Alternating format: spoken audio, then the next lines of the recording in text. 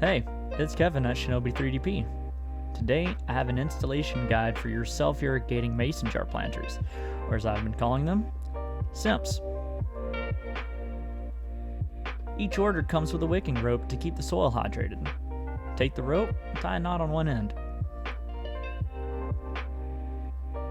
Find the big hole in the bottom of the planter and run the other end of the rope through the hole like so. Perfect. Next, take the planter and screw it onto the mason jar.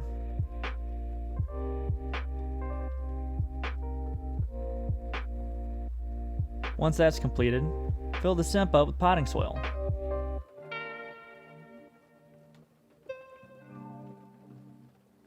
Yeah, you gotta fill it up all the way. You can now plant whatever you're planning to grow in the planter. I prefer starting with green onions that you buy from the store since they already have roots developed. You can just drop the roots down in the soil. But today we're starting them off with seeds.